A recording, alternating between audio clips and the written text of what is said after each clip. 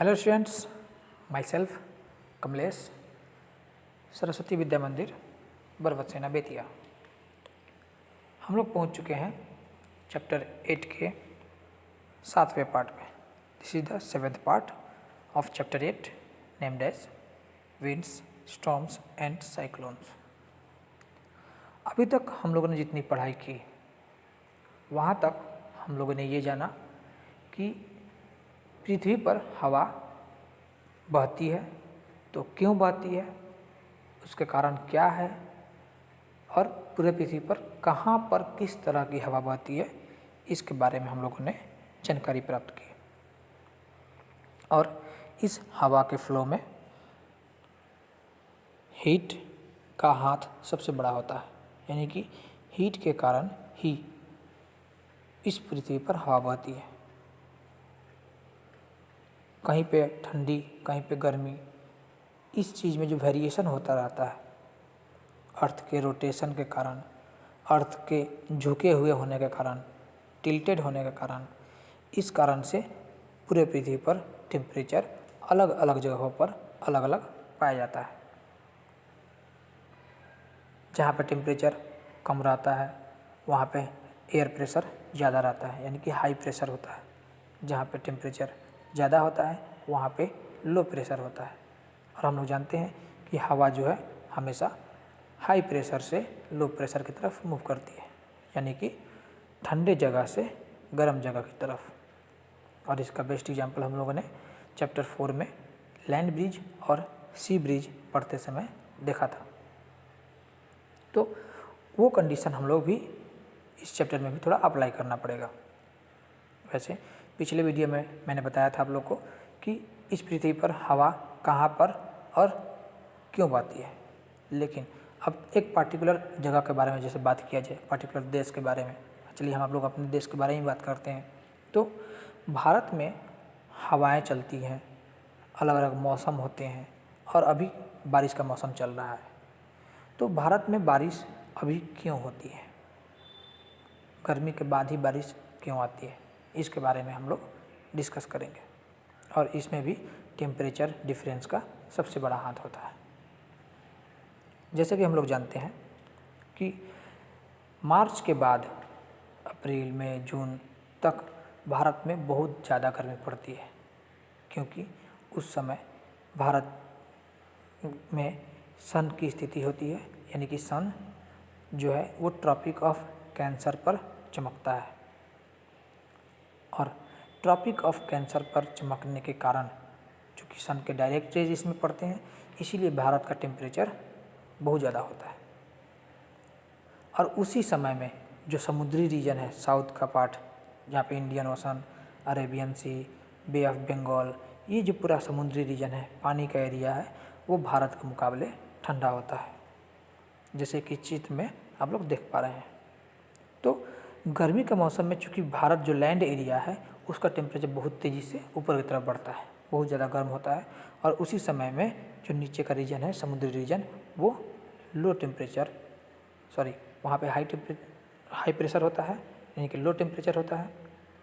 तो हवाएं जो है वो गर्मी के बाद या गर्मी के मौसम में ही समुद्री रीजन से भारत की तरफ फ्लो करना शुरू कर देती है, जैसे कि इस फिगर में आप लोग देख पा रहे हैं।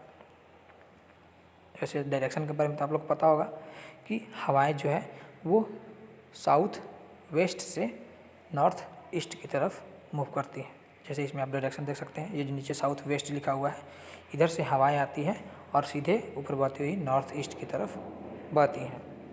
तो हवा का जो फ्लो है वो साउथ वेस्ट से नॉर्थ ईस्ट की तरफ होता है, यानी कि समुद्री रीजन से लैंड की तरफ, भारत की तरफ। अब इनकी विशेषता ये है कि इस रीजन से आने के कारण, समुद्री रीजन से आने के कारण इसमें वाष्प की मात्रा अधिक होती है। That means there are a huge amount of water vapour in this air. क्योंकि ये समुद्री रीजन से आ रही हैं तो बहुत ज़्यादा मात्रा में वाटर वेपर होने के कारण ये जब भारत में प्रवेश करती हैं तो ऊपर में बहती हुई पूरे भारत को क्रॉस करते हुई नॉर्थ की तरफ जाती हैं। और नॉर्थ में वहाँ पे एक खड़ा है हिमालय पर्वत। ये हिमालय पर्वत इन हवाओं को हिमालय को पार करके जाने से रोकता है, उस तरफ जाने से रोकता है। इसलिए ये जो हवाएं चलती हैं, ये हवाएं भारत में बहती हुई हिमालय पर्वत तक जाती हैं और पूरे रीजन में, पूरे भारत में, यानी कि हिमालय से नीचे और इस समुद्र से ऊपर जितना भी जगह है वहाँ पे बारिश करती हैं। इसमें जो ये राजस्थान एरिया आप लोग देख रहे हैं, इसका भी बड़ा हाथ होता है, क्योंकि गर्मी का मौसम में राजस्थान का टेम्परेचर बहुत ज़्यादा होता है, तो इसीलिए यहाँ पे बहुत लो प्रेशर क्रिएट करता है और इसी लो प्रेशर के कारण हवाएं जो है वो साउथ वेस्ट से इस नॉर्थ ईस्ट की तरफ मूव करना शुरू करती हैं और पूरे भारत में ये बारिश करती हैं। अब इस डायग्राम में देख सकते हैं कि हवा का फ्लो का डायरेक्शन किधर से किधर है, कहाँ पे किस तरह से बारिश होती है, ये भी यहाँ पे दिखाया गया है। जैसे कलरेशन के द्वारा शो किया गया है कि कौन सी जगह पे कितनी बारिश होती है। जो सबसे डार्केस्ट ब्लू है वहाँ पे सबसे ज़्यादा बारिश होती है। जैसे कि आप लोग देख रहे हैं, जितना हिमालयन रीजन है, पूरा पहाड़ी एरिया, उस एरिया में ज़्यादा बारिश होती है। उधर पहाड़ी रीजन के उस तरफ जितने भी रीजन्स हैं, जैसे चाइना में जैसे फोटो दिया हुआ है, वहाँ पे बारिश नहीं होती, क्योंकि नॉर्थ ईस्ट, ये हिमालय पर्वत जो नॉर्थ में खड़ा है वो हवा को उस तरफ जाने से रोक देता है। वैसे हवा को नहीं रोक सकता, जो वाष्प भरी हुई हवा है वो क्या करती है, इधर बारिश कर देती हैं। बारिश होने के बाद जब हवा हल्का होता है तब उस हिमालय को पार करके उस तरफ जा सकता है।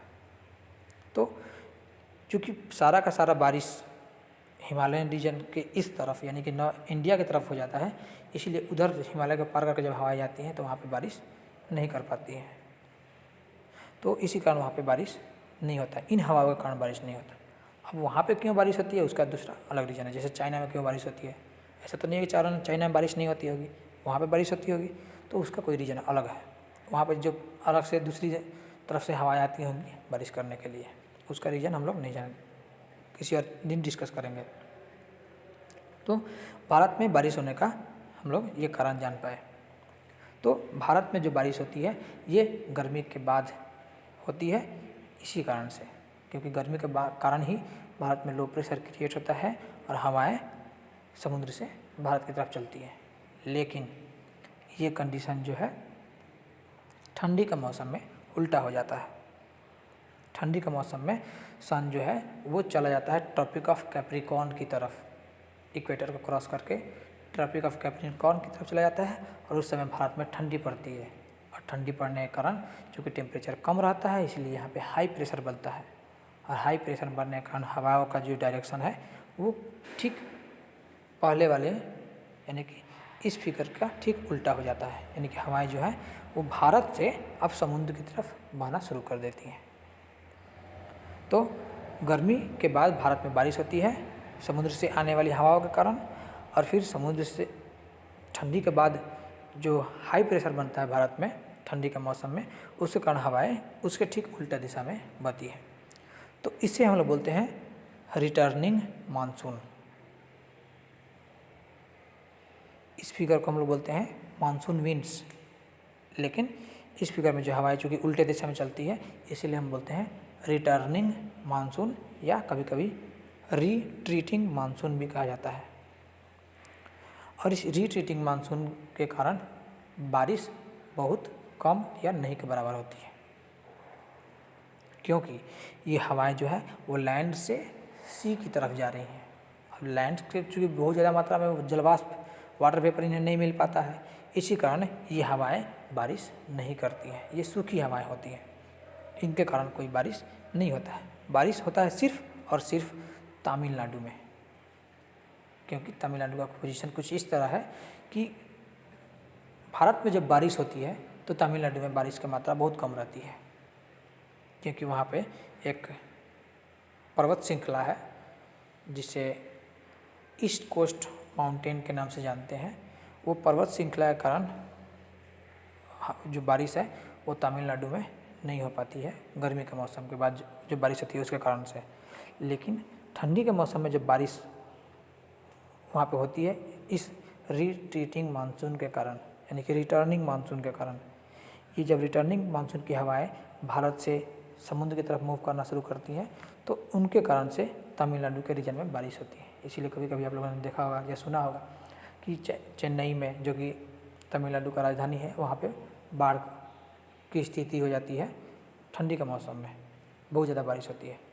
तो तमिलनाडु में इस रिटर्निंग मानसून के कारण बारिश होती है, लेकिन बाकी सब जितने भी रीजन्स हैं वहाँ पे मानसून के कारण बारिश होती है। तो ये पूरा का पूरा इस तरह का पैटर्न है भारत में हवाओं के फ्लो करने का। इसे हम लोग मानसून और रिटर्निंग मानसून के नाम से जानते हैं। तो इस वीडियो में हम लोगों ने समझा कि भारत में गर्मी के बाद ही बारिश क्यों होती है, उसके कारण बारिश का होना ऐसा क्यों होता है, और जो रिटर्निंग मानसून है उसके कारण बारिश क्यों नहीं होता है। तो इस वीडियो में इतना ही। नेक्स्ट वीडियो में हम लोग इस चैप्टर के जो नेक्स्ट पॉइंट्स हैं, जिसका आतंक आजकल बहुत ज़्यादा है, खासकर 2 दिन पहले मतलब कल जो बारिश हुई थी उसमें थंडर स्टॉर्म्स के कारण बहुत सारे लोगों की मौत हो गई, उसके बारे में हम लोग नेक्स्ट वीडियो में डिस्कस करेंगे। आज के लिए इतना ही, धन्यवाद।